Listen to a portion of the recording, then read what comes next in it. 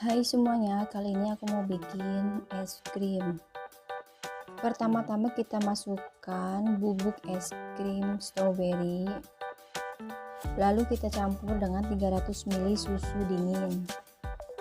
Untuk bubuk es krim fondant ini kalian terserah mau rasa apa aja. Di sini aku pakai yang strawberry, kalian bisa beli di minimarket kisaran harga 24 ribuan.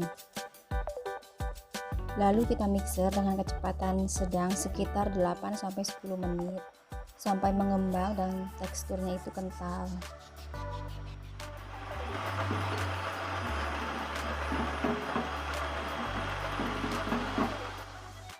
Ini dia sudah aku masukkan ke dalam wadah siap pakai.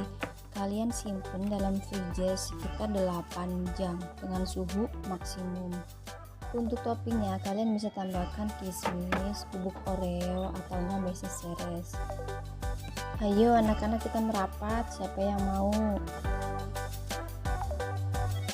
Terima kasih sudah menonton, selamat mencoba.